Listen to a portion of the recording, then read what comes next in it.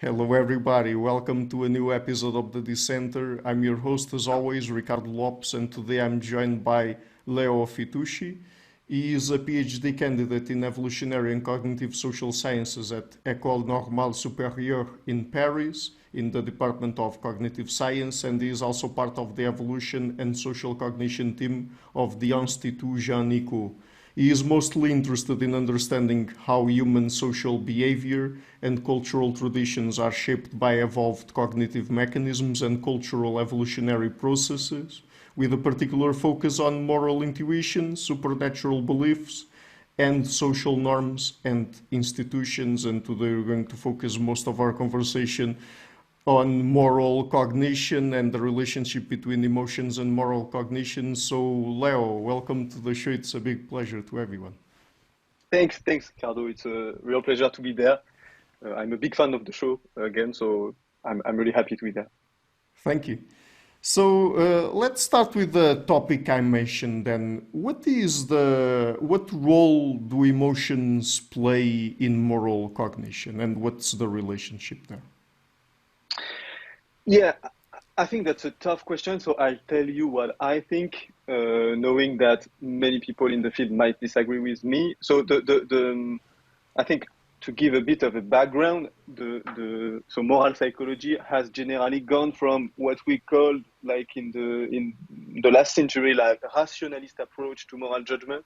So the idea that in general, moral judgments are produced by reasoning, so or by like deliberative reasoning, and that it is by reflecting on, I don't know, the harm or justice that people attain a judgment about what is right and wrong.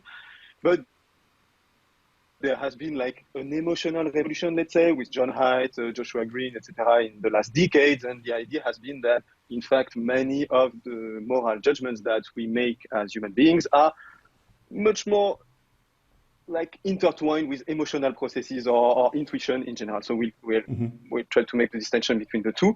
But once we have said that, in general, people in the literature, so people seem to point on the role of many emotions in moral cognition. So be it shame, guilt, outrage, disgust, gratitude, contempt. So many emotions that seem to be involved, or that seem at least to co-vary with moral judgment that humans make. And the question is, what role do these emotional processes do, as opposed to non-emotional processes, like the simple fact of generating a moral judgment, that is to coming at the conclusion that a given behavior is morally wrong or morally right. I think we can distinguish between two possibilities, so theoretical possibilities. One is that emotions, so emotional processes are have a constitutive role in the judgment that we make. So the idea is that it's because you feel a certain emotion when exposed to a particular act that you think that the act is wrong. So the idea is that, so the typical example is disgust. So for example, it's very famous in the literature to present participants with disgusting behaviors that don't seem to harm other people. I don't know, like incest, so consensual incest, or weird scenarios with sex with animals or things like that. And it's classical to think, so many people think that it's the very disgust that you feel when seeing this disgusting behavior that make you judge that the behavior is morally wrong. Okay, so the idea here is that you don't have a cognitive mechanism that makes its own computation independently of emotional mechanism like disgust, and that produces a moral judgment, but rather that it is the very fact of experiencing the emotion that produces your judgment that the behavior is wrong. Okay, so this would be like emotion. I don't know. It's sometimes called a sentimentalist position, like in moral philosophy or moral psychology, I think. And another possibility is rather that moral emotions are not the mechanisms. So emotions are not the mechanism that generate the moral judgment. That is, that transform a representation that doesn't have a moral content. I don't know, like the fact that you hurt someone, or the fact that a behavior is disgusting, and produces, by computing this non-moral representational content, an output that does have a moral content, that is the idea that the behavior is wrong, or etc. the idea would be more that you have a system of moral judgment that is not an emotional system. We can like enter into the definition of what is an emotion, but I'm not sure I'm an expert here. But intuitively, just something that doesn't have the qualitative experience of disgust or anger or fear or sadness or whatever. It's just a regular cognitive system that takes some cues in the environment as input and generate the idea that this is wrong. And under this like view that I tend to favor, moral emotions are the mechanism that coordinate your behavioral reaction to the information that is contained in the moral judgment that is produced by a mechanism of moral judgment, something that is just a mechanism of moral judgment and that is not emotional in itself. Mm-hmm. So just to give an example, it's fairly intuitive to think that, for example, so actually there is some evidence that people can judge that something is wrong without, for example, experiencing the moral outrage that is associated with that. Okay, so for example, right. If I talk about someone who you're not at all related, very far away, that maybe even in a fictional story, you can judge that if I steal from him, it's wrong. Okay, so there's something in your mind that makes a computation based on the cost imposed on the individual and the benefits that the cheater receives, that the behavior it tags. The behavior is just tagged as morally wrong without all the bargaining-oriented mechanism of anger or moral outrage being actually activated to keep, to adapt your behavior to the fact that there has been a moral violation, okay? Mm-hmm. So yeah, that would be I think the two possibilities. So the way I tend to think of moral emotion is that they are just the cognitive mechanisms that orchestrate like all the inferences and behavioral affordance that you have to have for your behavior to be adapted to when your mechanism of moral judgment has detected a moral violation. Okay, mm-hmm. That I hope I'm clear. Mm-hmm. Yes, and I mean, you talked about moral emotions there. Do you distinguish, for example, between social emotions and moral emotions? And if you make that distinction, why? Why do you think it's important to do that? So the way I think about it is that, so in general, it seems to me that in moral psychology, one thing that seems to often happen is that we tag as moral, so we label moral all the emotions that seem to be loosely related to things like prosociality or harm or fairness or interpersonal relationships or things like that, mm-hmm. So that are social, let's say, while in fact we might benefit from having a more strict definition of what counts as a moral emotion, and more specifically as a moral judgment or moral representation in the mind. So the way I think about it is that a social emotion is simply any emotional adaptation that functions to adapt your behavior to like social adaptive problems. Okay, so mm-hmm. I don't know, shame, typically there is a lot of work by Daniel Sneezer that I think you had on the show. Yes.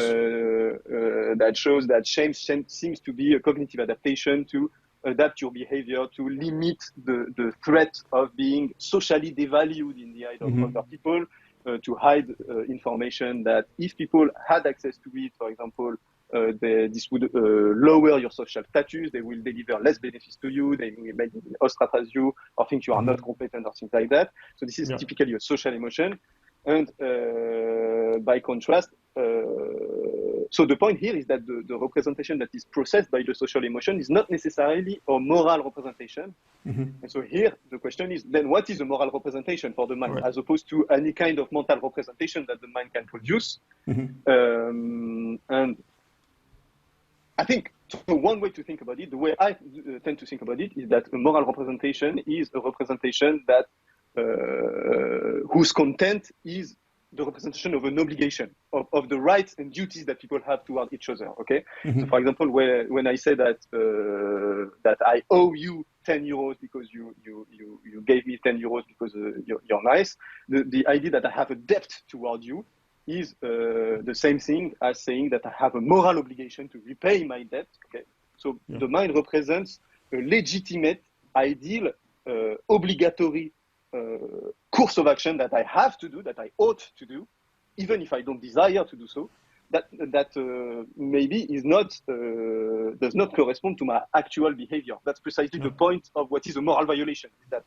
I have both an internal representation of my actual behavior, so for example, the fact that I prefer to keep the 10 euros for myself to buy something, and the fact that I owe you the 10 euros, the fact that the legitimate behavior that I ought to do because you deserve it is to give you the 10 euros. So the point is that I tend to think of moral representation as the very specific kind of mental representation that represents what we owe to each other. So the kind of rights and duties that we have toward each other. And so I think that a useful way to categorize moral emotions as opposed to social emotions is that moral emotions are a subset of social emotions that are specifically designed by natural selection to adapt your behavior to the content that is specifically, so the information that is specifically encoded in distinctively moral representation. That is the representation about your moral obligation, what you ought to do, even if you don't desire to do so, or even if you don't actually do so, or whatever. So with that in mind, let's get into some examples of moral emotions. So starting with indignation and guilt, what do we know about these emotions and how they work?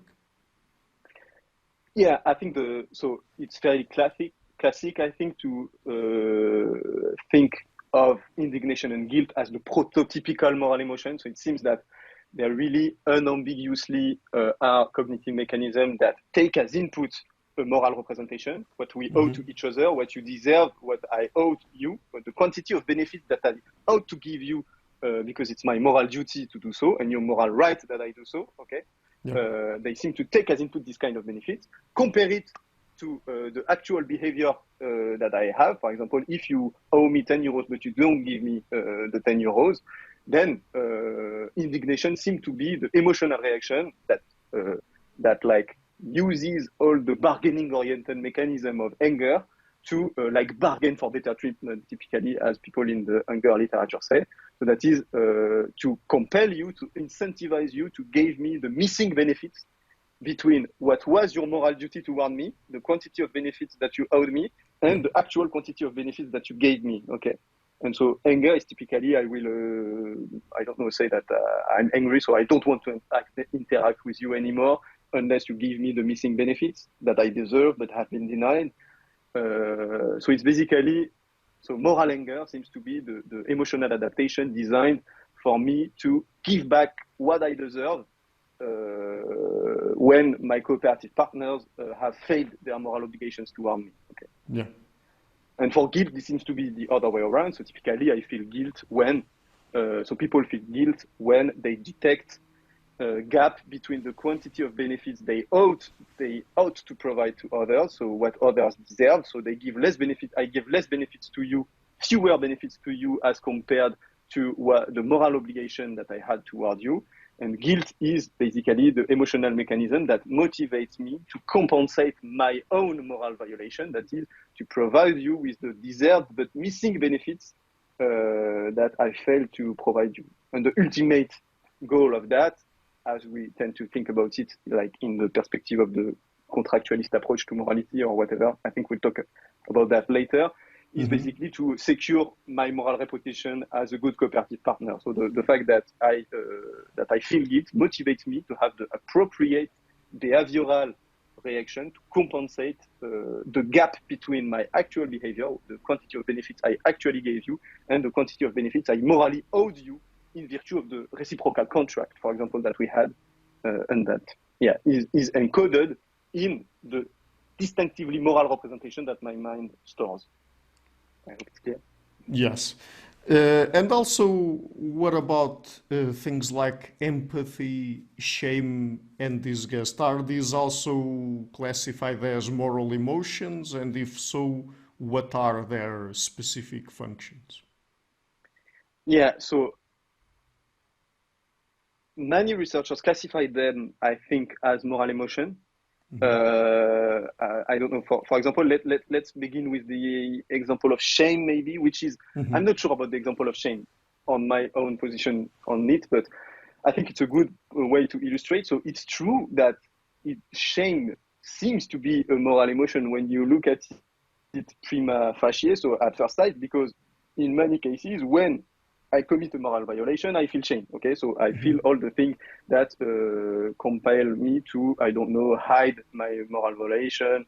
I have submissive displays to show that to credibly signal that I've understood that I gave you fewer benefits that I should have given to you.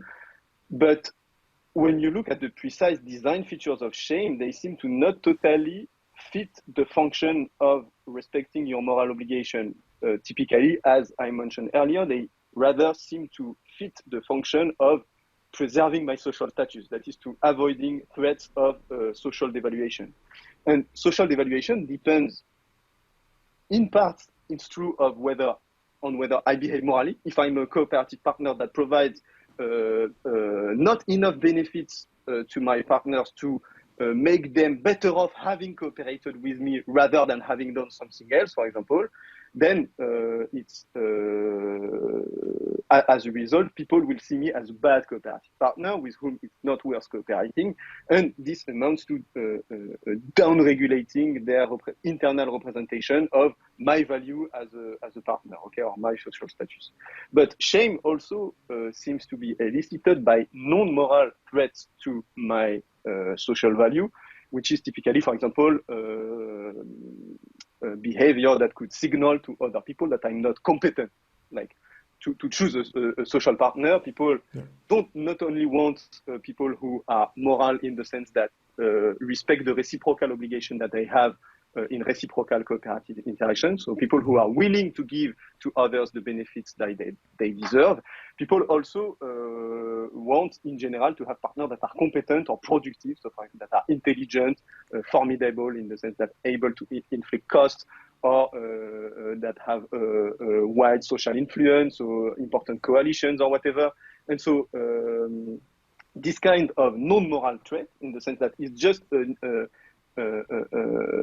it just pertains to my ability to produce a lot of quantity of benefits, independently of my willingness to share the benefits that I produce. Okay, when I'm competent, is that I'm productive, basically, generating benefits from my investment in the environment.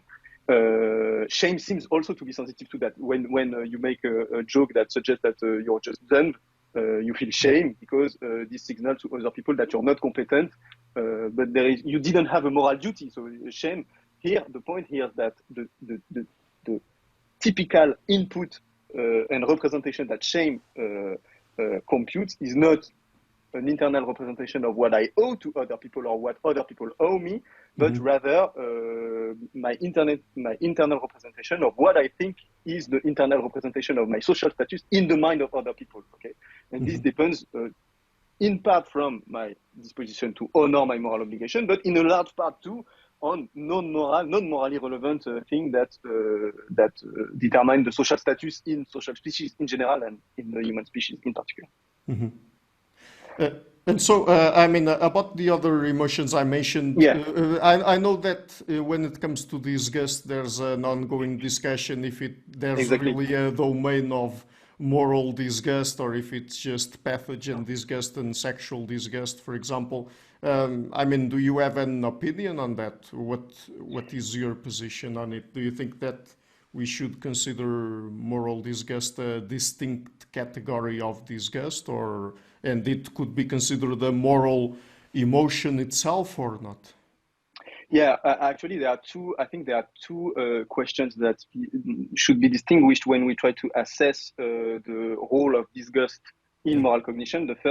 So there is a first hypothesis that is the strongest hypothesis, which is that disgust is a moralizing emotion, let's say. So it's not only an emotion that I feel in reaction to the detection by other cognitive mechanisms of moral judgment that someone has committed a moral violation. Okay, it's the idea that it's rather the idea, for example, I don't know, promoted in particular by moral foundations theory or like Rosin in like several decades ago, that disgust, and it's related to the sentimentalist approach to moral judgment, let's say, that I mentioned earlier. So the idea that disgust is something that makes you produce moral judgment and not only something that reacts to moral judgment. So, for example, there is this idea that the very fact of perceiving a behavior as disgusting could produce, by the very disgust that elicits in me, give me the intuition that it is wrong. Okay, so that's the first hypothesis.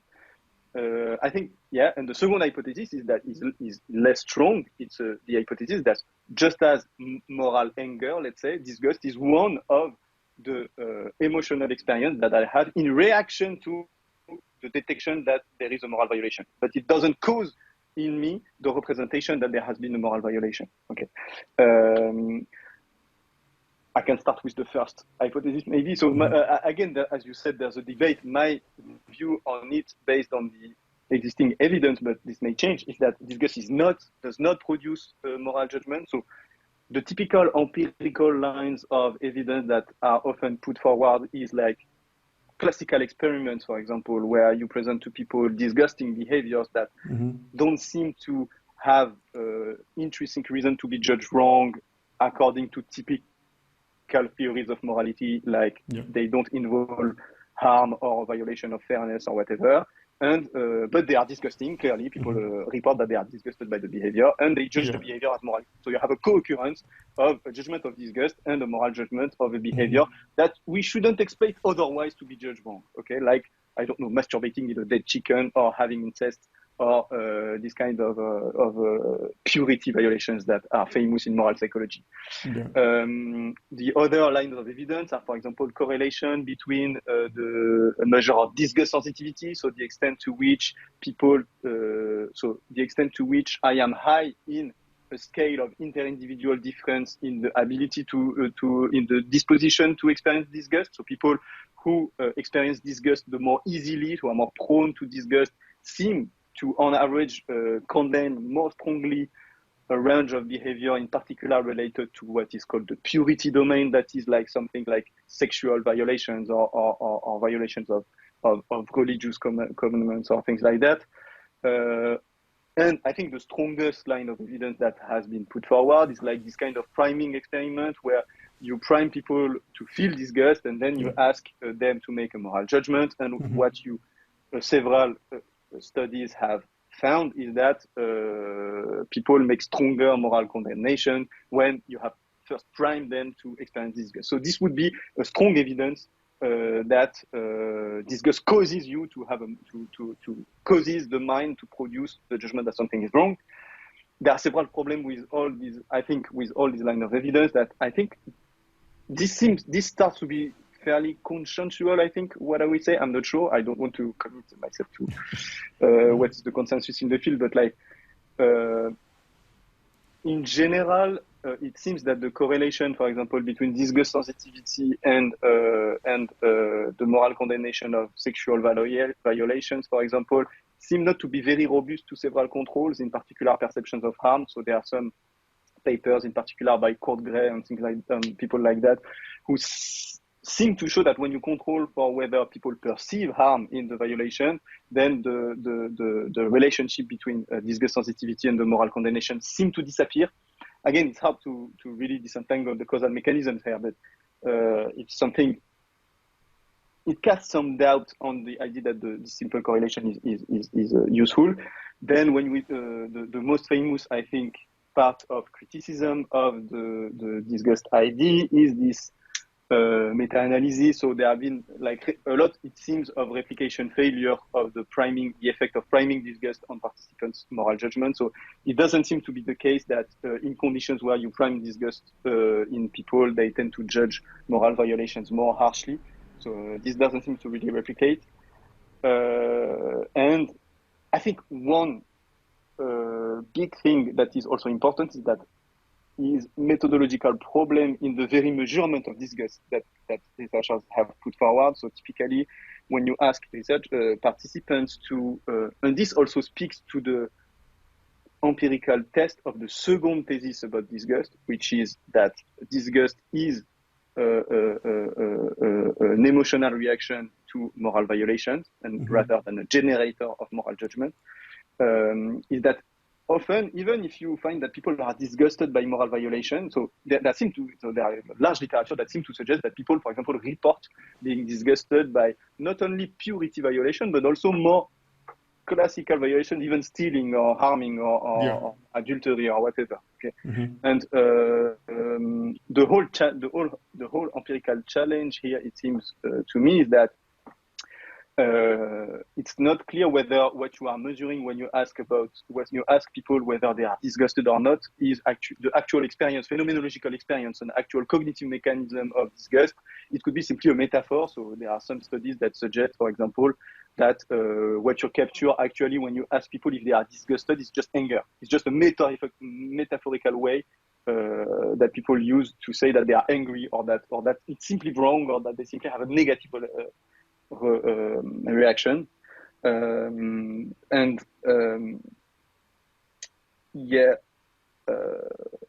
it seems to be that the actual term that seems to capture the cognitively strict sense of disgust is like asking people if they are grossed out by the violation rather than if they are disgusted. Okay. And it seems to be the case that when you ask if they are grossed out by stealing, they much less report, I think, if I remember well, that they report being grossed out by stealing. So this suggests that, in fact, sometimes people say, I'm disgusted by your behavior, but in fact, this supports the view that moral indignation would be the major emotional reaction. It's just that sometimes people use disgust to say that they are morally outraged or whatever. Then people have used, I don't want to go into many details, maybe that's boring, but other, for example, facial expression of disgust. Mm-hmm. But then other people say that even the facial expression of disgust may be metaphorical because it's communicative, and sometimes when you communicate, you also make use facial expression like the disgust face to or things like that. So basically, the general potential, I think the main problem, at least one problem to assess whether disgust is really a moral emotion, is that disgust could be a moral emotion in the very same weak sense as when I say I'm hungry for knowledge, I feel the mechanism of hunger as really activated. That is not really in a strong cognitive sense. Right. So before we move on to other topics, what about empathy then? I've also asked you about that. Is that also something that we could consider a moral emotion or not? Yeah, empathy is a hard case because, I think it's usually put fairly intuitively in the set of moral emotions because it seems really straightforwardly related to pro-sociality. Okay, empathy is typically. So here I define empathy. There are a lot of terminological quibbles, but here I'm just referring to like the vicarious experience that when someone is suffering, I'm suffering too, and so I want to just remove the suffering from the other person. Okay, the spontaneous urge to like help people in need, and so this seems to be moral when you look at it because like it seems to motivate you to make acts, pro-social acts of helping that are typically approved by or moral sense. In general, we think that what is moral is to help other people. But like there are many researchers, including like famously Paul Bloom recently with his book Against Empathy, that have noticed that often empathy seems to motivate you to engage in behavior that actually clash with what you think, even you think would be moral to do, even you think would be moral to do. So a classical experiment is like, I'm not sure it replicates so because it's an old experiment, so it would be worth knowing that, but just to give the intuition of the potential problem, and I think it will echo anecdotal things that we all think about, is that, for example, when you ask participants whether they want to like allocate end of life care to some terminally ill children, okay, and you first make the participant empathize with the one of the child, but they are all equally deserving, okay, so they are on the pile of the folders, and there is no intrinsic moral right of one to be before the other or whatever. When you make people empathize by really describing the suffering of one child in particular, people seem to be inclined to want to put the child at the top of the pile, even though when you ask them, they themselves say that that violates a moral obligation to respect the equal deservingness of all these children to be treated according to, I don't know, the only arbitrary order that we have, or at least even also another morally relevant reason would be how urgently you need the care or whatever. So the point here is that there seems to be dissociation between empathy as a motivator of pro-social behavior and a moral judgment as a calculator of what we owe to each other. Okay. And so this suggests that the two mechanisms operate independently. Sometimes their output overlap, and so that's what makes us think that empathy is a moral emotion, but sometimes they don't. And the very fact that sometimes they don't suggests that it's not a moral emotion. Like, it's never the case that your guilt sometimes doesn't overlap with your assessment of your moral obligation, okay? But for other, and which suggests that the two are really functionally, cognitively linked. For the emotions for which there is sometimes a dissociation, this suggests that empathy motivates you to engage in pro-social behavior, sometimes independently and even in contradiction with your assertion of the moral obligation and deservingness of other people. I hope it's clear. Yes, it is. So I know that you also study institutionalized punishment. So where is it and what role does it play in human societies? Yeah. So in the publication that you're referring to, we worked with Manveer Singh, whom I think you also had on the show, yes, on especially institutions of punitive justice in small-scale societies. So not on institutions of punishment in general across human societies, more in small-scale societies that are politically decentralized, small-scale, not very socially complex. And the question that we ask is that these societies often have like justice institutions in the sense of customary rules for reacting to moral violation, to uncooperative behaviors that are widely considered legitimate by everyone in the society. So this is the right way to punish a moral violator. You have an appropriate procedure that you must follow. And the question is, what function do these institutions serve, in the sense that what is the function that they evolved culturally to serve? Okay. Yeah. And so this paper is related to a widespread idea in the evolutionary social sciences is that punishment actually functions to enforce cooperation or enforce collective action. So the basic idea that you find everywhere is that humans have evolved disposition to punish norm violators, even at a cost to themselves. So this is basically the literature on costly third-party punishment. And so there are evolutionary models that try to model, to understand how is it possible that despite the fact that it's an altruistic act to pay the cost to increase the cooperation in the group, because the cost of punishment is private, is individual, but the benefits, it's a public good because you increase the moral violators' cooperation. So this benefits everyone. So there is a free rider problem, the famous second order free rider problem there. And so there are many evolutionary models that try to explain how costly third-party punishment could have evolved in human societies, despite the fact that it's individually costly. So this could be the case because there are, for example, second-order punishment. So the idea that people punish people who don't punish, which requires third-order punishment. So the fact that people punish people who don't punish, etc. Or there could be reputational benefits. For example, if the fact that I pay a cost to punish someone that is uncooperative, this might signal to other people that I'm a good cooperative partner, and so there is no fair rider problem. It's just stabilized as any cooperative behavior by reputational benefits. And this whole literature, this whole modeling literature is there precisely because it's a common assumption that humans have universal disposition to third-party punishment, and that the function of humans' punitive psychology is to enforce cooperation. But when you look at the ethnographic literature, what is striking is that in small-scale societies, third-party punishment seems to be rare, if not absent. In many cases, it seems to be the case that people don't really care, or at least don't become embroiled in a moral violation of other people, probably precisely because it's very costly, to come and try to fight a moral violator who didn't harm you directly, but who harmed another individual. And despite this apparent rarity of third-party punishment in small-scale societies, these societies do have institutions of punitive justice. So the question is, what is their function? So traditional evolutionary models that try to explain punitive responses as adaptation to enforced cooperation stabilized by second-order punishment or reputational benefits or whatever, they don't seem to really be useful to explain the cultural evolution of punitive procedures in small-scale societies if, like, we take for granted that third-party punishment is rare in small-scale societies.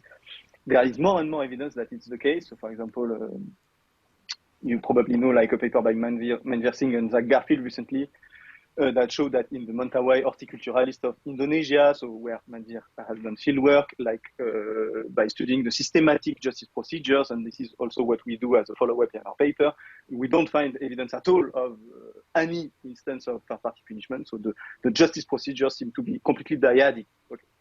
And so what we argue is that, in fact, the punitive procedures in small-scale societies don't serve to enforce collective action, or at least mostly don't serve to enforce collective action. Rather, they serve what we might call, from our weird modern perspective, a civil function. So basically, resolving dyadic conflicts rather than enforcing group-wise norms. So basically, the recurrent adaptive challenge, let's say, that people face in decentralized societies is like that sometimes you have conflicts. So sometimes, let's say, we are regularly interacting cooperative partners. We have moral duties toward each other because we have reciprocal contracts. Sometimes I violate it, okay, because I have an immediate incentive to take more benefit than you, from you, than what you deserve to receive, okay?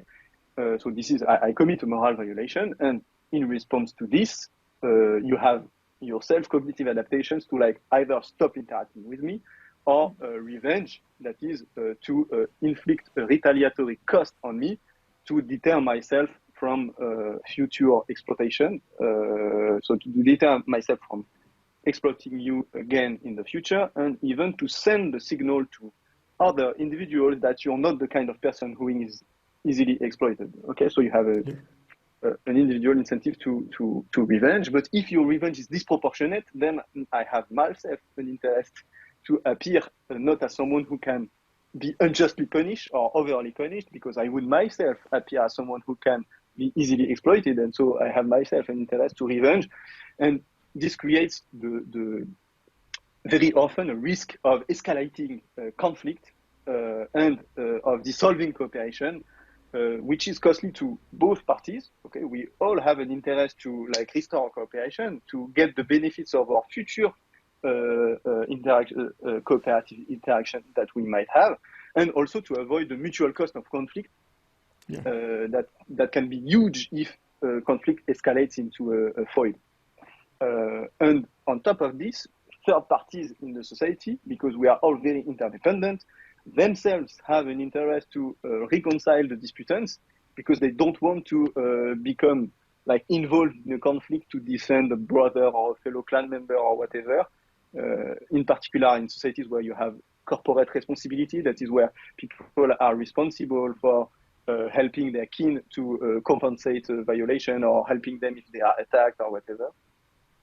And so basically everyone has an individual interest to limit conflict, because conflict is mutually costly.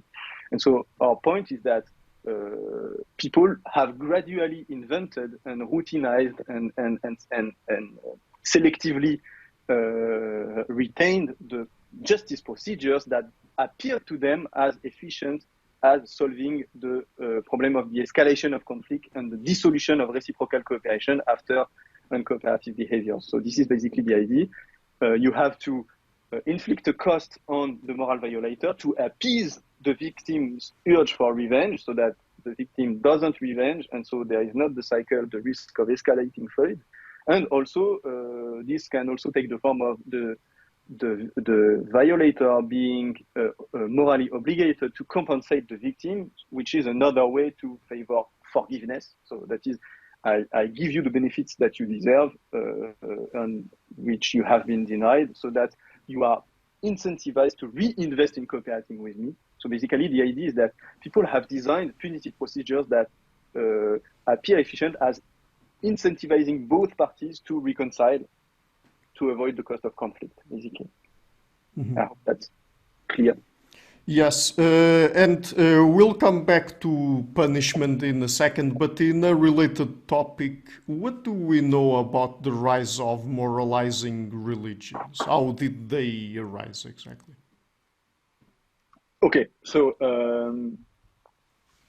yeah, again, that's a controversial topic, so I don't want to appear as as like stating the consensus in the field. I think very descriptively, maybe we can start very descriptively. We can distinguish two ways to frame the question. So the first way about what we know about the rise of moralizing religions. So first, maybe a definition. So moralizing religions are beliefs in supernatural agents such as gods or spirits or ancestors that are believed by people to punish uncooperative behaviors and more generally to care about whether people in the society behave cooperatively toward each other, okay? Which, as opposed to many supernatural beliefs that you have in human societies alongside moralizing religion, which are not at all about moral conduct or cooperation.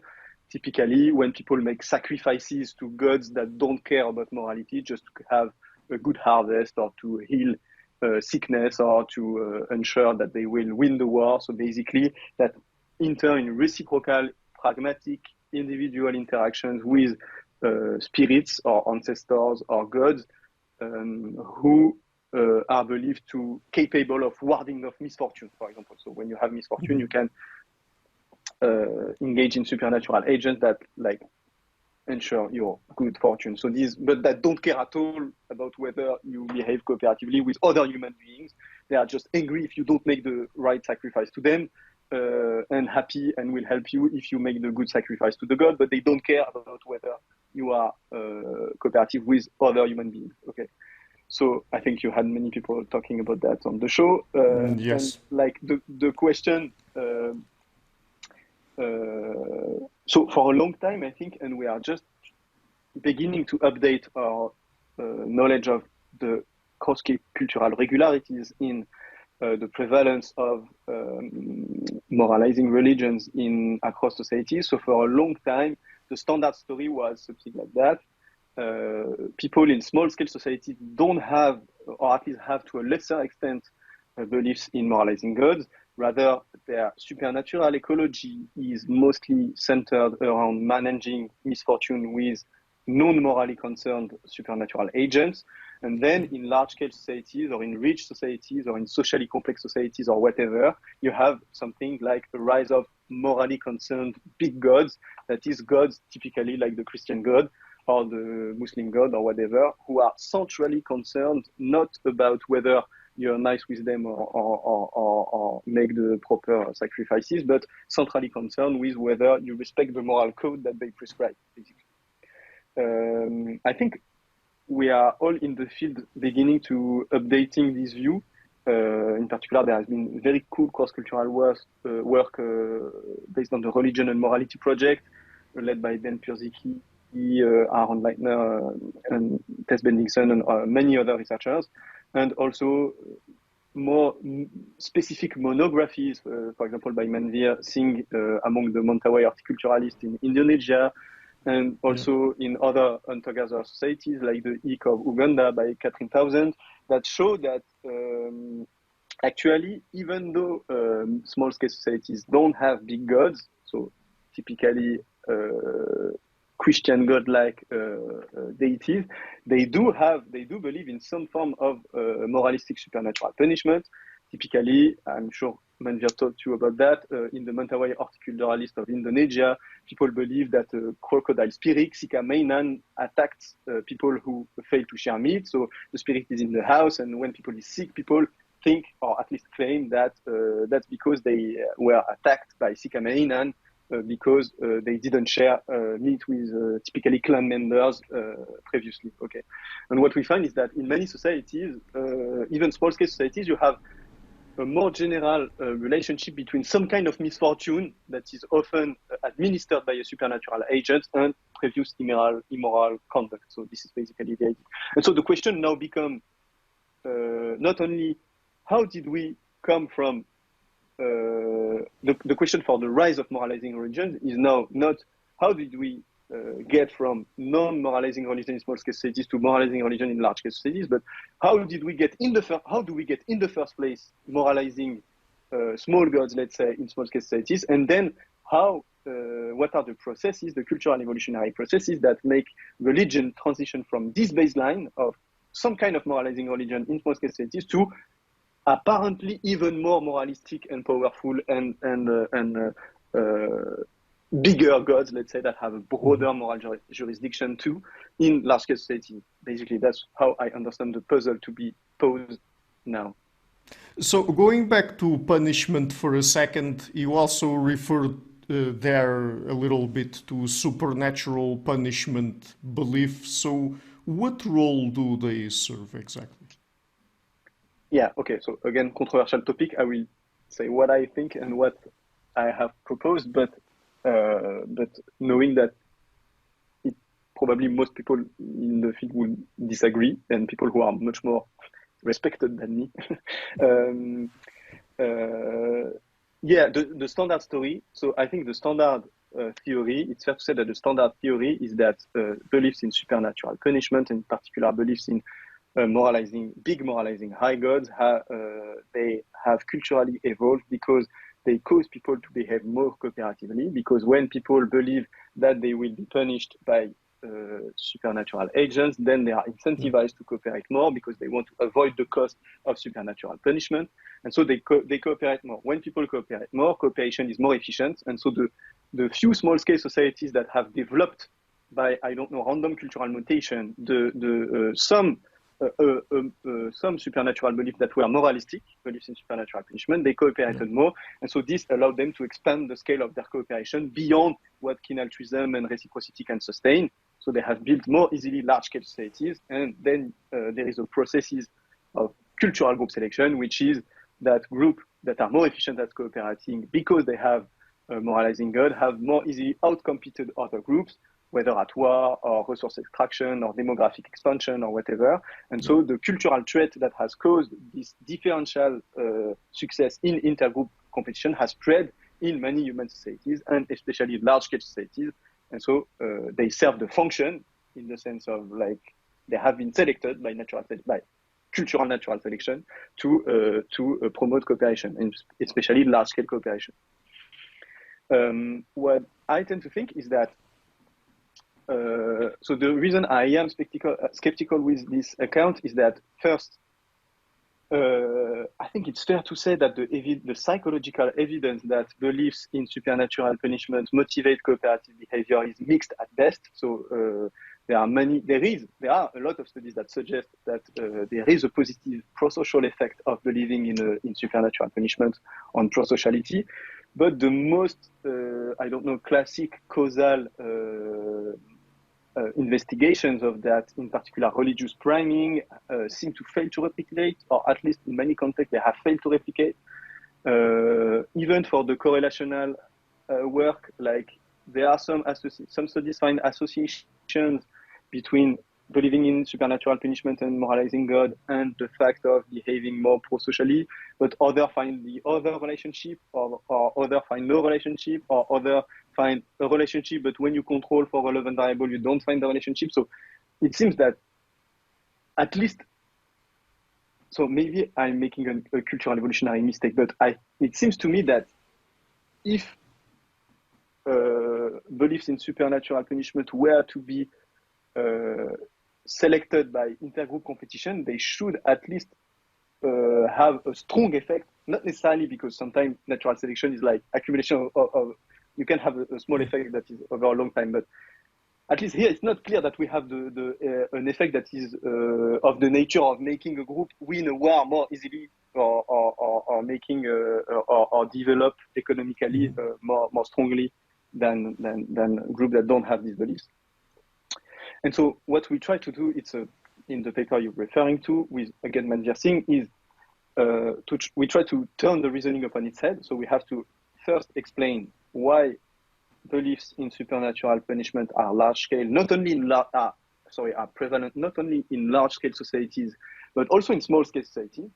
And this, despite only mixed evidence that they actually promote cooperation. Okay, and so that's the puzzle. And one way to do that is to say that, to try to turn the reasoning upon its head. And we start by the finding that even though it is not clear empirically that believing in supernatural punishments makes people cooperate more, what seems to be less contested empirically is that people believe that beliefs in moralizing gods make other people cooperate more. So basically, there are many experiments where basically that show, for example, by Will Gervais, that show that people intuitively perceive people who believe in God as less likely to behave uncooperatively than people who don't believe in God or things like that. And even in self-reports, like a large part of the world population, especially in religious countries, says that believing in God is necessary for people to refrain from exploiting others.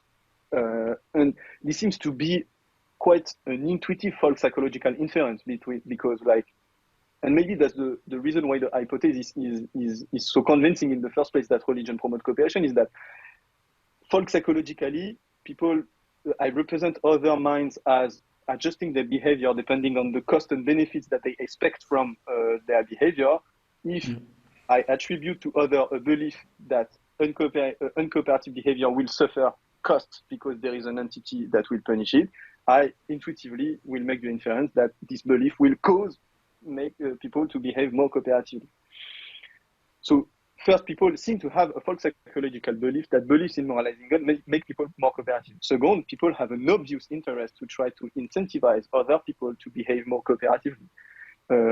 Either because if, I don't know, we are regularly interacting cooperative partners, you often have an incentive to cheat, especially if I have a low trust in other people in general. I may have the intuition that it's good to monitor that you will cooperate, or that I should punish you to incentivize you to cooperate. But as often as we said before, monitoring others, sometimes you simply can't, because you can't be behind others, whatever they do. And it's very costly to punish people. This can harm your reputation. You can have direct cost, because if you fight with someone, you will maybe be harmed.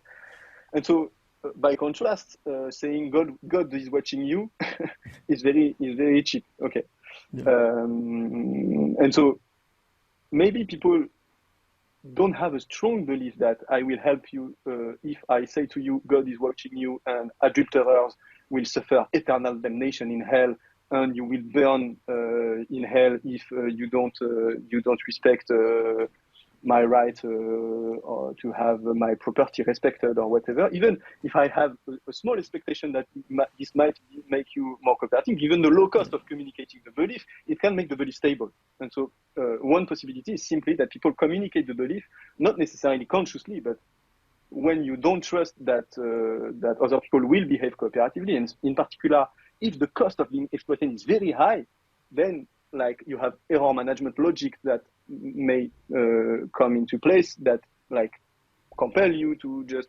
communicate the belief that God is watching you. Basically, this is the very simple idea that we try to explore. Mm-hmm. And still related to beliefs in supernatural punishment, can they serve as explanations of misfortune? Yeah, of course. So, so one way to answer the question is so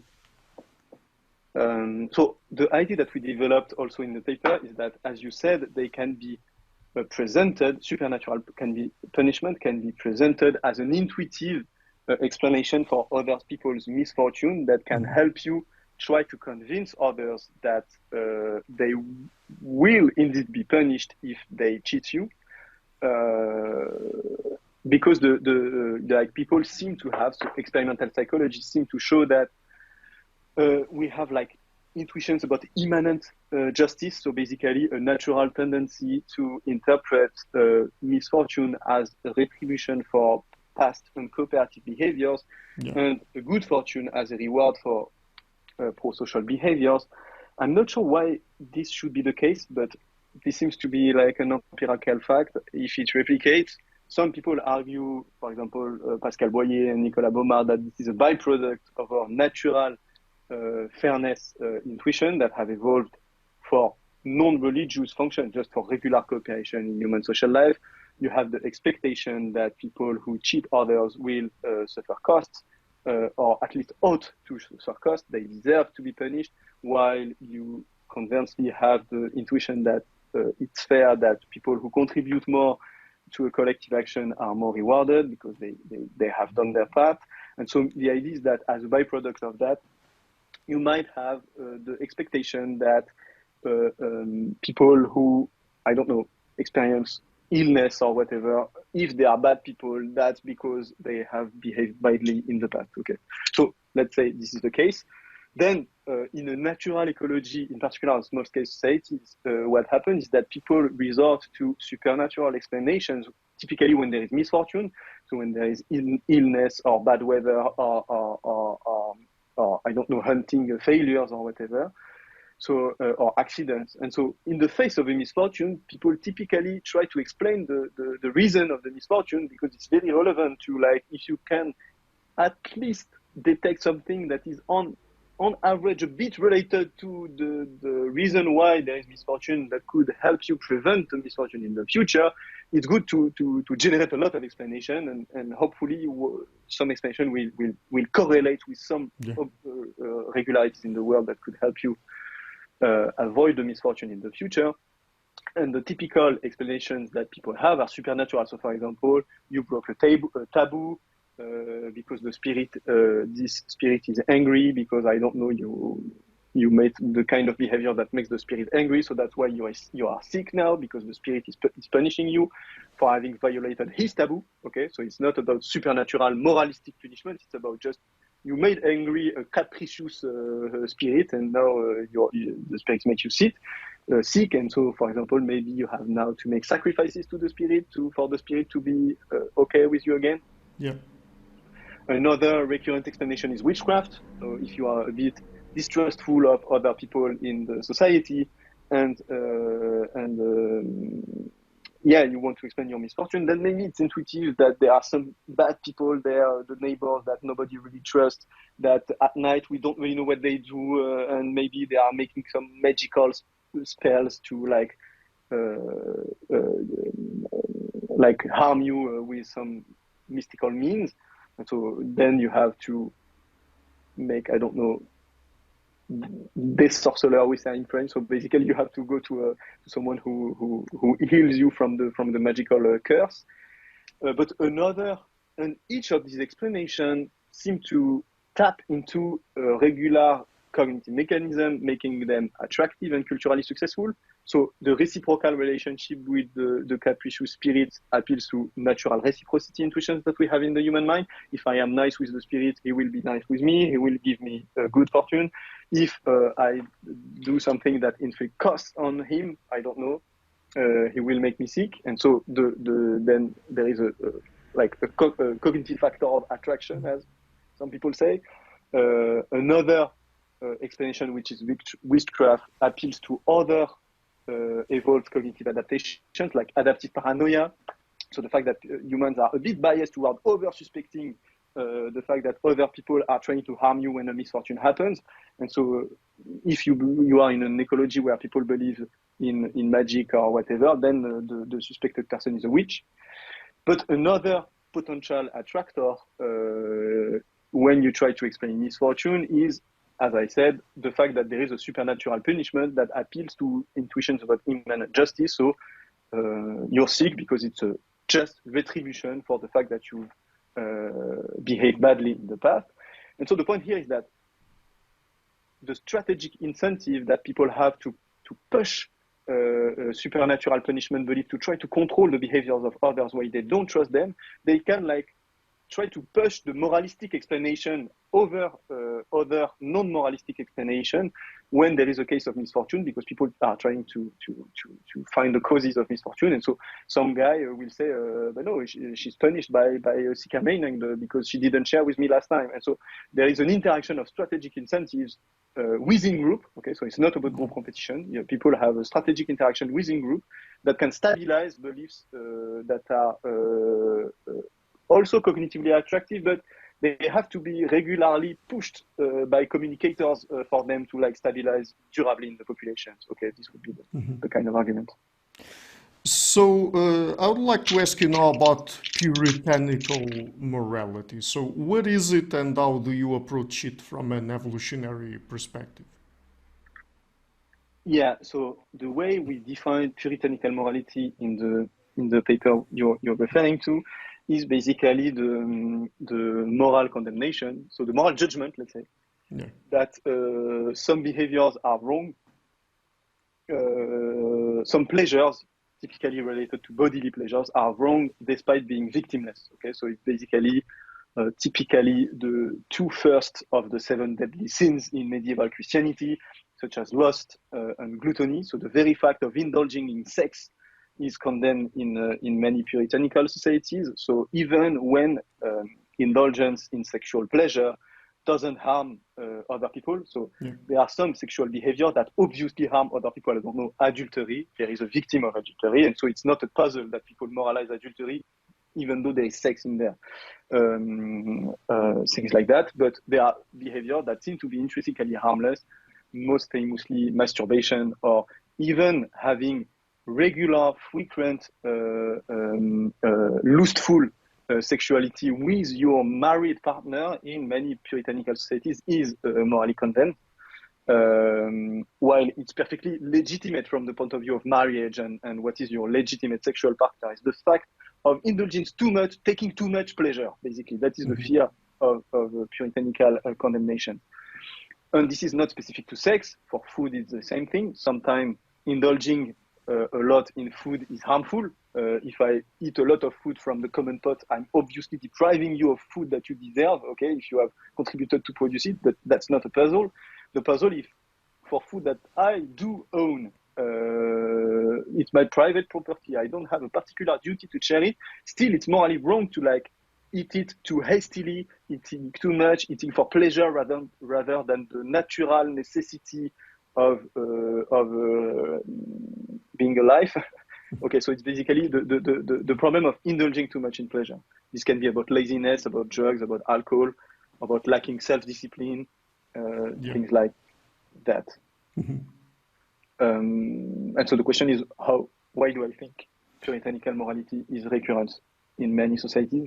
Yes, but basically, how do you approach it from an evolutionary perspective? And so, I mean, basically, thinking about it possibly being part of the common evolved human psychological apparatus, I guess. Yeah. Okay, so that's a really good and tough question. So the way I approach it is that, so the puzzle that puritanical morality poses for evolutionary approaches to morality is a classic puzzle, is that most evolutionary theories of morality tend to assume at least one variant of the claim that the cognitive mechanisms of morality have evolved for some adaptive challenges that are present in cooperative interaction over the course of human evolution. Yet the behavior that are typically moralized by puritanical moralities are not obviously related to cooperation. There are not obvious instances of cheating or exploiting others' cooperation. They are harmless, typically. And so how is it that moral cognition that should have evolved for cooperation condemns behavior that don't seem related to cooperation? There are several possible answers to that. Either you deny the idea that the whole of moral cognition has been designed because of adaptive challenges of cooperation recurrent in human social life, or you try to show that, in fact, despite appearances, the puritanical violation, like masturbation or gluttony, in fact, are tapped into mechanisms that treat them as potentially indirect threats to cooperation. So you don't need to assume new cognitive modules in the mind, moral cognitive mechanisms in the mind to explain puritanical morality. The approach that I favor in the paper I think are referring to is the second approach. So I try to show that in fact, to explain puritanical morality, you don't need to assume more cognitive systems in the mind that produce moral judgment, despite having evolved for adaptive challenges that are not derived from cooperative interactions. Mm-hmm. And that's not to say that I think that there is a specific cognitive mechanism that has evolved to condemn puritanical violations more specifically. Okay, to answer your question more specifically, yeah. I think that puritanical morality is the output of the very same moral cognitive mechanism that produce all other moral judgment about fairness or harm or loyalty or authority or whatever. So that's related to a big debate in moral psychology, maybe the biggest debate in moral psychology, which is the debate between monist theories of the moral mind and pluralistic theories of the moral mind. So pluralistic theories of morality, most famously moral foundations theory that has been proposed by Jonathan Haidt and Jesse Graham, etc., argues that the moral mind is composed of a plurality of domain-specific moral cognitive systems. So there are many cognitive systems that produce moral judgment in the mind. Some have evolved for cooperation. So I think they would say in some version that all have evolved for cooperation, but in a different way. So I don't want to strawman them. But basically, some of them are sensitive to, let's say, fairness, okay? Cognitive systems that evolve for reciprocal altruism, okay? Very classically, everyone agrees that they explain why the people disapprove of cheating or unfair distribution of resources, or the fact that I made a promise and I cheated on you by not respecting my promise or whatever. But typically purity violations, that they would say, so harmless violations of some kind of purity standard, which include puritanical morality as I define it, which is a subclass of purity as defined by moral foundations theorists. We can go back on that if necessary, but basically, so they argue that there are other cognitive mechanisms that explain puritanical moral condemnations and more generally purity violations, and that these typically stem from disgust at the proximate level. So this speaks to our previous discussion about the role of disgust as a moralizing emotion. That is an emotion that generates moral judgment. So basically the idea would be that disgust has originally evolved to avoid pathogens, basically. So it detects cues of pathogenic content, and gives you an avoidance reaction. But the idea is that the domain of disgust has expanded over the course of human evolution to be also triggered by like more symbolically or spiritually impure behaviors, like indulging in animalistic impulses like gluttony or lust or sex or drugs or bestiality. And this, the idea is that these behaviors that are condemned by puritanical morality trigger disgust. Mm-hmm. And because they trigger disgust, they would be moralized, which speaks to our previous conversation. The approach that I favor is that we don't have evolved a specific mechanism. I'm not sure they would say that, but I don't assume that there is a specific mechanism that has evolved for condemning puritanical violation in particular. The idea is just that one cognitive mechanism, so I favor a monist approach to moral cognition, that basically the idea is that it has evolved to compute reciprocal contracts or what would be mutually beneficial to do if everyone did it in a general sense, okay? And this can apply to behavior like cheating your partner, but also betraying your coalition partner or disobeying authority. The idea is that the very same computation, and we'll talk about that probably later when we talk about the evolutionary contractualist theory of morality, the very same more domain general computation produce moral judgment across domains of morality, including some puritanical moral condemnations when you give them the relevant input. So this is basically the idea. And one reason why I also don't think that we have specifically evolved to condemn gluttony is that actually puritanical morality is widespread, but it's not that widespread. So in particular, in small-scale societies, it seems quite limited, and even limited in, of course, more liberal, weird, modern, economically developed, or whatever societies like our societies, where puritanical morality has sharply declined. Yeah. Mm-hmm. So, yeah, so getting into the last topic of our conversation today, when trying to understanding human moral cognition from an evolutionary perspective, of course, there are several different approaches out there, but could you tell us about an evolutionary contractualist account or theory of morality? yeah, sorry, I didn't know you would switch to that question, so maybe I can just provide rapidly an outlook of our Yes, solution to the yes, of course. puritanical, because this will help to answer this question. Okay. So basically, very rapidly, our argument is that puritanical morality is the product of moral computation that are tuned to detect cheating or risks of cheating in cooperative interaction, and folk psychological belief that the more you indulge in bodily pleasures, even if they are harmless, the more you will become addicted to these pleasures, and the less you will be able to control the urges to indulge in sex, food, drugs, laziness, etc. So basically, the idea is that indulgence, what you find qualitatively when I surveyed a lot of puritanical cultures, like, I don't know, Victorian England, for example, is that they really have a fear that sex is a powerful drive, that if you don't learn to control it, like, it will overwhelm your mind. Basically, you will think about sex everywhere. You will dream about sex, and the more you indulge in sex, for example, by masturbating, the less you will be able to control your sex drive, and the more you indulge, the more the drive increases. So basically, the mechanism of addiction, as we conceptualize it in psychology. And so, if harmless behaviors indirectly make you less self-controlled, because people also believe, and there is evidence for that, that if you are not self-controlled, if you are not able to resist temptations of immediate pleasures, of immediate reward, sometimes you will cheat your cooperative partners. So intuitively, very intuitively, I don't know, in marriage, for example, to keep with the example of sex, if people, when you are triggered by an attractive adulterous, I don't know, sexual opportunity, there is an immediate urge that encodes the immediate benefit that you may have in terms of reproductive success with the alternative partner.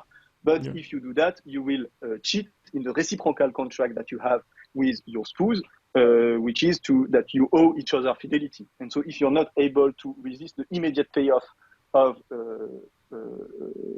this extra pair mating encounter, you will cheat in the reciprocal cooperative interaction. Mm-hmm. And this makes sense from an evolutionary perspective, because like, more generally, most cooperative interaction are evolutionarily stable, at least for reciprocal and reputation-based cooperation, only because the immediate cost that people have to pay to provide a benefit for their partners is repaid in the long run, not now, but in the long run, by future reciprocations, or the fact that people will be more willing to cooperate with me in the future because they have encoded that I have a good reputation. And so there is an intertemporal delay of gratification component to cooperation that there is also to most of the pleasures that puritanical morality condemns, and this is the link that seems to link cooperation and indulgence in pleasure, even though they don't seem to be related in the first place. Mm-hmm. I hope it's clear. No, of course, yes. And so after all of that, let's get then into the evolutionary contractualist account of morality. Yeah, okay. So this is a bit hard to explain. I'll try to be clear. So this is to go from the very beginning. So the evolutionary contractualist theory of morality is a theory of morality that has been developed mainly by the work of Jean-Baptiste André and Nicolas Bauma, from the original insight of Nicolas Bauma, which has been updated over the years, and which we now call the evolutionary contractualist theory. So the basic idea of this theory is that, I think one way to understand it is to to contrast it with other theories in the monism pluralism debate that is structuring moral psychology. So as I said, monist account of moral psychology think that there is only one cognitive mechanism that generates moral judgment, and that the adaptive function of this cognitive system is the same across domains of morality, whether it's about loyalty, authority, fairness, purity, or whatever. Mm-hmm. And pluralistic theories of morality think that they are so domain-specific adaptation that generate one cognitive mechanism. For example, coalitional psychology generates condemnations of betrayal, adaptations that you find in other social species to detect status hierarchies and adapt your behavior if you are subordinate to the dominant, generate moralization of authority. Disgust, adaptation for pathogen avoidance, generate moralization of purity, etc. And reciprocal altruism, so basically adaptation for mutually beneficial reciprocal cooperation, is only one of the cognitive modules that produces only one of the moral values that you find across human societies, which is fairness or distributive justice or not cheating others, okay? And what the basic idea of the contractualist theory is that with only reciprocity broadly understood and well understood, actually you can explain all the type of the moral judgments that humans make across domains and across cultures. It's just that we have to understand very precisely what are the computations that are made by reciprocal cooperation or reputation-based cooperation generally. To put it very simply, the idea is that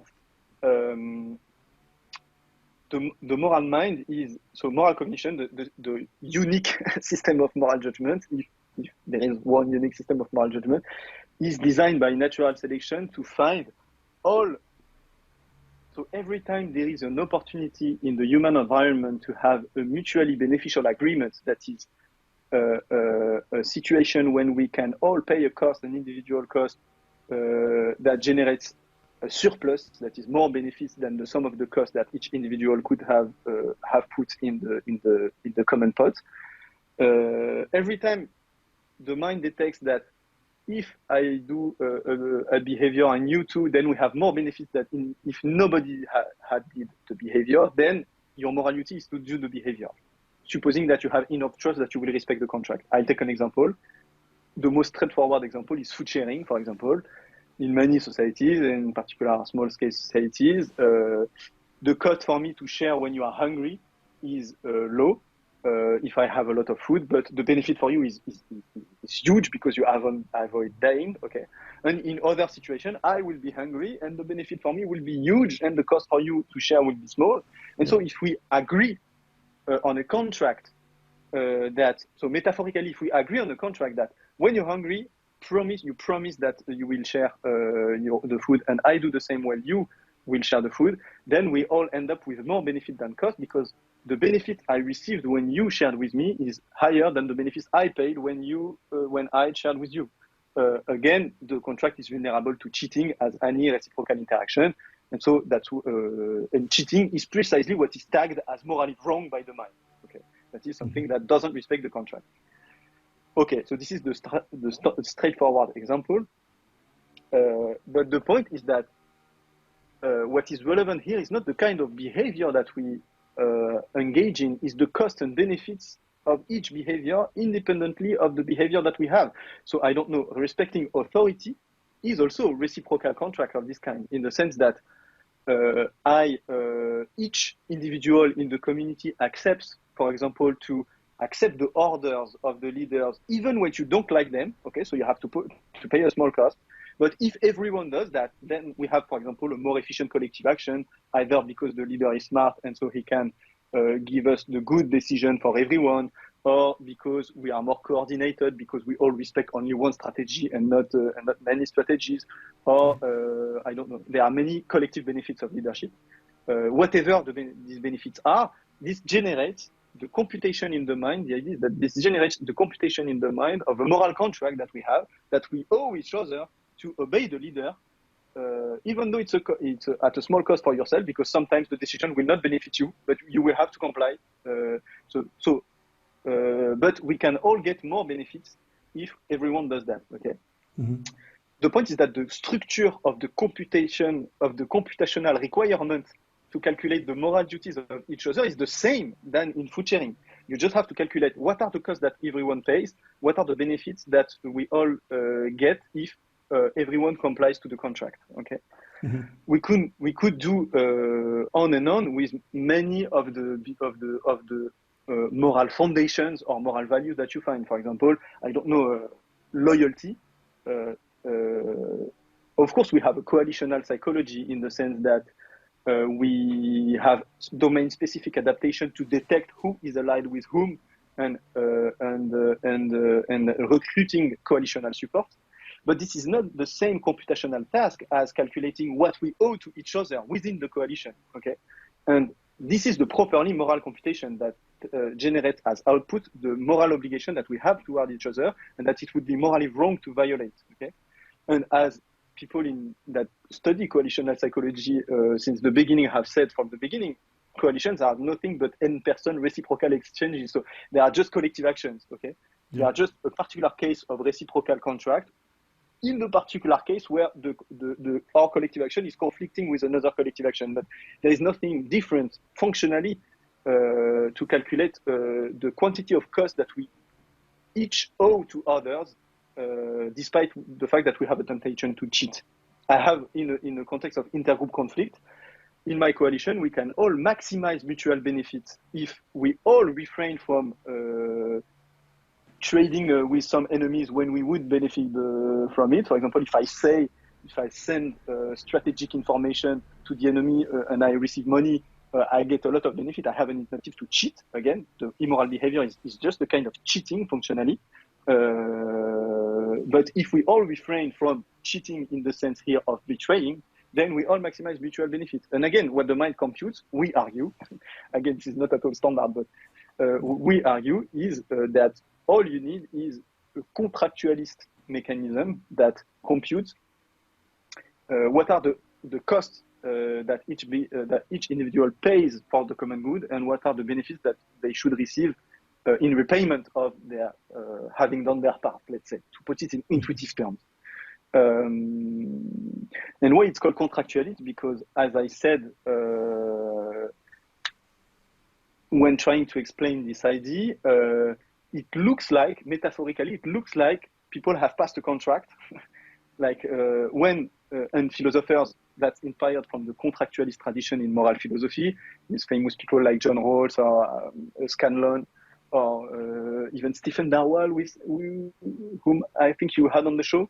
I'm not sure if he would agree to be a contractualist, I don't know, but the basic idea of contractualist philosopher is that it seems to be the case that what we consider right or wrong is the requirement of what we ought to do if we have passed a contract beforehand in which we promise to do X being the moral obligation.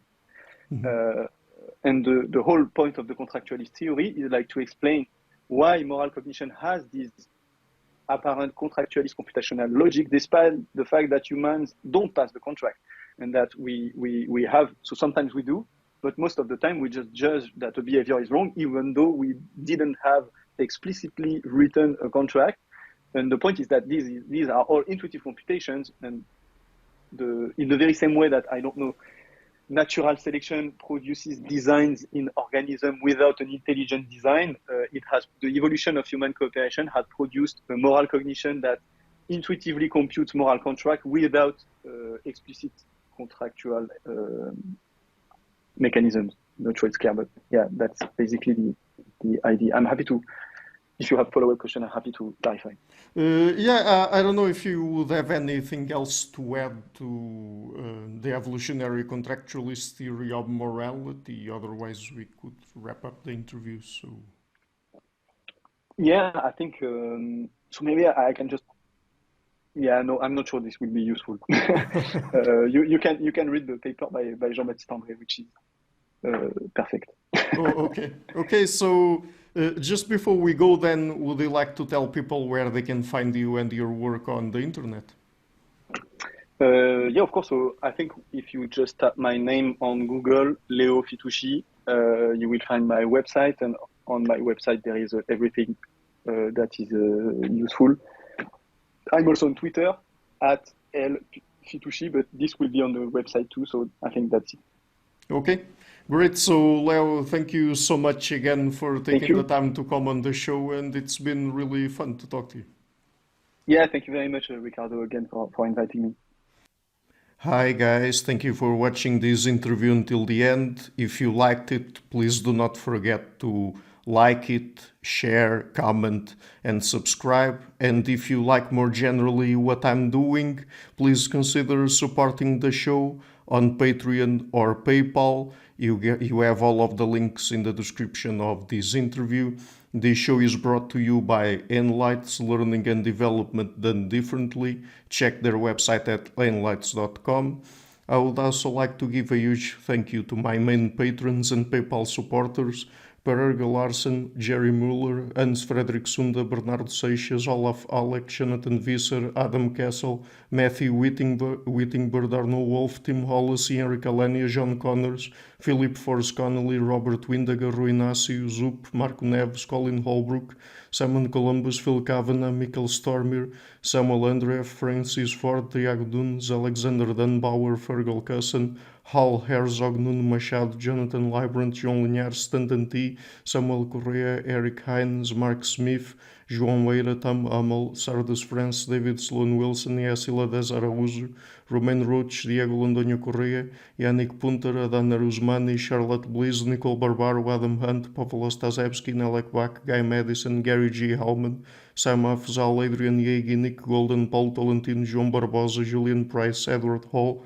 Edin Bronner, Douglas Fry, Franca Bortolotti, Gabriel Panos Cortezos, Lalitska, Scott, Zachary Fish, Tim Duffy, Sonny Smith, John Wiseman, Morten Eikeland, Daniel Friedman, William Buckner, Paul George Arnaud, Luke Lowacki, Georgios Theophanos, Chris Williamson, Peter Olsen, David Williams, Diogo Costa, Anton Erickson, Charles Murray, Alex Shaw, Amaury Martinez, Coralie Chevalier, Bangalore Atheists, Larry D. Lee Jr., Holt Ericbun, Sterry, Michael Bailey, Dan Sperber, Robert Gressis, Tom Roth, DRPMD, Igor N., Jeff McMahon, Jake Zool, Barnabas Radix, Mark Campbell, Richard Bowen, Thomas Dobner, Luke Neeson, Chris Story, Manuel Oliveira, Kimberly Johnson, and Benjamin Galbart.